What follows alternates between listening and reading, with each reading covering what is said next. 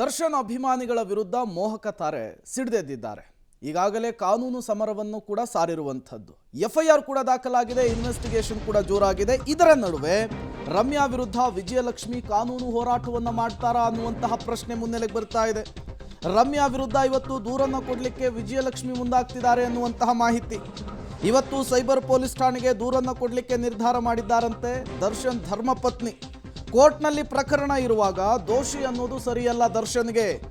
ರಮ್ಯಾ ವಿರುದ್ಧ ಕಾನೂನು ಕ್ರಮಕ್ಕೆ ದೂರು ಕೊಡಲಿಕ್ಕೆ ವಿಜಯಲಕ್ಷ್ಮಿ ಮುಂದಾಗ್ತಿದ್ದಾರೆ ಅನ್ನೋದು ಗೊತ್ತಾಗ್ತಾ ಇದೆ. ಇನ್ಫ್ಯಾಕ್ಟ್ ನಿನ್ನೆನೆ ಸೋಷಿಯಲ್ ಮೀಡಿಯಾದಲ್ಲಿ ಒಂದು ಪೋಸ್ಟ್ ಅನ್ನು ಕೂಡ ಅವರು ಮಾಡಿದ್ರು. ರಮ್ಯಾ ತಮ್ಮ ಪೋಸ್ಟ್ ಅಲ್ಲಿ ಎಲ್ಲೂ ಕೂಡ ದರ್ಶನ್ ಹೆಸರನ್ನ ಬಳಸಿಲ್ಲ ಅವತ್ತು, ಅಥವಾ ಇವರೇ ಆರೋಪಿ ಅಂತನೂ ಬಳಸಿಲ್ಲ.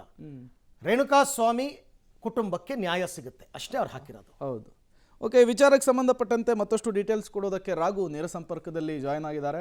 ರಾಘು, ಈಗ ದರ್ಶನ್ ಫ್ಯಾನ್ಸ್ ವರ್ಸಸ್ ರಮ್ಯಾ ಅನ್ನುವಂತಹ ಪರಿಸ್ಥಿತಿ ಕ್ರಿಯೇಟ್ ಆಗಿದೆ, ಅದು ಈಗ ತಾರಕಕ್ಕೂ ಕೂಡ ಏರಿದೆ.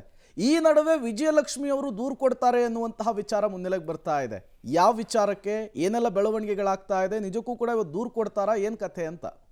ಪ್ರೇಮ, ಯಾವಾಗ ಈ ವಿಚಾರ ಮುನ್ನೆಲೆಗೆ ಬಂತು ಅಂದರೆ ಸುಪ್ರೀಂ ಕೋರ್ಟ್ನಲ್ಲಿ ಒಂದಷ್ಟು ವಿಚಾರಗಳು ಚರ್ಚೆ ಆಯಿತು. ಅವೆಲ್ಲ ಆದ ವೇಳೆ ಸುಪ್ರೀಂ ಕೋರ್ಟ್ ಆ ವಿಚಾರವನ್ನು ನಾವು ಅಂತಿಮ ತೀರ್ಪನ್ನು ಅಥವಾ ಆ ವಿಚಾರಕ್ಕೆ ಸಂಬಂಧಪಟ್ಟಂತೆ ಅಂತಿಮವಾದಂಥ ನಿರ್ಧಾರಕ್ಕೆ ಬರುವಂತಹ ಸೂಚನೆಯನ್ನು ಕೊಟ್ಟ ಸಂದರ್ಭದಲ್ಲಿ ಆ ಒಂದು ಪೋಸ್ಟನ್ನು ಕೂಡ ರಮ್ಯಾ ಹಾಕಿರ್ತಾರೆ. ಜೊತೆಗೆ ಆ ಪೋಸ್ಟನ್ನು ಹಾಕಿ ಅದಕ್ಕೆ ಸಂಬಂಧಪಟ್ಟಂಥ ಒಂದಷ್ಟು ವಿಚಾರವನ್ನು ಕೂಡ ತಿಳಿಸಿರ್ತಾರೆ. ಈ ಸಂದರ್ಭದಲ್ಲಿ ನೇರವಾಗಿ ಅವರ ದರ್ಶನ್ ಫ್ಯಾನ್ಸ್ ಏನಿದ್ದಾರೆ ಅವರು ನೇರವಾಗಿ ರಮ್ಯಾ ವಿರುದ್ಧ ಮುಗಿಬೀಳುವಂಥ ಪ್ರಯತ್ನವನ್ನು ಮಾಡಿರ್ತಾರೆ. ಆ ಸಂದರ್ಭದಲ್ಲಿ ಒಂದಷ್ಟು ಅವಾಚ್ಯ ಹೇಳಿಕೆಗಳು, ಜೊತೆಗೆ ಬೈಗುಳಗಳು, ಕಮೆಂಟ್ಗಳು ಎಲ್ಲವನ್ನು ಕೂಡ ಮಾಡಿರ್ತಾರೆ.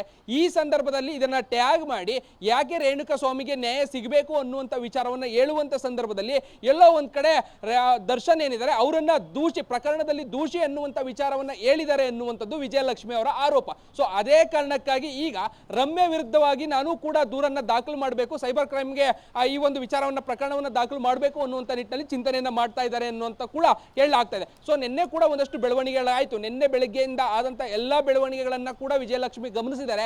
ಅದಾದ ಬಳಿಕ ಏನೇನಾಗಿದೆ, ನಂತರದಲ್ಲಿ ಏನು ಮಾಡಬೇಕು, ವಿಚಾರಕ್ಕೆ ಸಂಬಂಧಪಟ್ಟಂತೆ, ಪ್ರಕರಣಕ್ಕೆ ಸಂಬಂಧಪಟ್ಟಂತೆ ಮುಂದಿನ ಸ್ಟೆಪ್ ಏನು ಅನ್ನುವಂಥ ನಿಟ್ಟಿನಲ್ಲೂ ಕೂಡ ಒಂದಷ್ಟು ತಜ್ಞರ ಜೊತೆ ಅವ್ರಿಗೆ ಸಂಬಂಧಪಟ್ಟಂತ ಆತ್ಮೀಯ ವಲಯದಲ್ಲಿ ಚರ್ಚೆಯನ್ನ ಕೂಡ ಮಾಡಿದ್ದಾರೆ ಅಂತ ಹೇಳಲಾಗ್ತಾ ಇದೆ. ಅದರ ಮುಂದುವರೆದ ಭಾಗವಾಗಿ ದೂಷಿ ಅಂತ ಅಂದ್ರೆ ನ್ಯಾಯಾಲಯ ತೀರ್ಪನ್ನ ನೀಡೋದಕ್ಕೆ ಮುನ್ನವೇ ಇವರು ದೂಷಿ ಅಂತ ಹೇಳಿದ್ದಾರೆ ಎನ್ನುವಂತ ಆರೋಪದ ಮೇರೆಗೆ ಈಗ ವಿಜಯಲಕ್ಷ್ಮಿ ರಮ್ಯಾ ವಿರುದ್ಧವಾಗಿ ಒಂದಷ್ಟು ದೂರನ್ನ ನೀಡುವಂತ ನಿಟ್ಟಿನಲ್ಲಿ ಸಿದ್ಧತೆಗಳನ್ನ ಮಾಡ್ಕೊಳ್ತಾ ಇದ್ದಾರೆ ಅಂತ ಹೇಳಲಾಗ್ತಾ ಇದೆ. ನಿನ್ನೆ ಈ ವಿಚಾರಕ್ಕೆ ಸಂಬಂಧಪಟ್ಟಂತೆ ದೂರನ್ನ ನೀಡ್ತಾರೆ ಅಂತ ಹೇಳಲಾಗ್ತಾ ಇತ್ತು. ಬಟ್ ಆದ್ರೆ ನಿನ್ನೆ ಆದಂತ ಎಲ್ಲ ಬೆಳವಣಿಗೆಗಳನ್ನ ಗಮನಿಸಿ ಇವತ್ತು ಆ ದೂರನ್ನ ನೀಡುವಂತ ಸಾಧ್ಯತೆ ಇದೆ. ಸೊ ಇವತ್ತು ಆ ವಿಚಾರಕ್ಕೆ ಸಂಬಂಧಪಟ್ಟಂತೆ ರಮ್ಯಾ ವಿರುದ್ಧ ಪ್ರಕರಣವನ್ನ ಕೂಡ ದಾಖಲು ಮಾಡುವಂತ ಸಾಧ್ಯತೆ ಇದೆ ಅಂತ ಹೇಳಲಾಗ್ತಾ ಇದೆ. ಕಾದು ನೋಡಬೇಕಿದೆ. ಪ್ರೇಮ, ಥ್ಯಾಂಕ್ ಯು ರಾಘು, ತಮ್ಮೆಲ್ಲ ಮಾಹಿತಿಗೆ ಧನ್ಯವಾದ.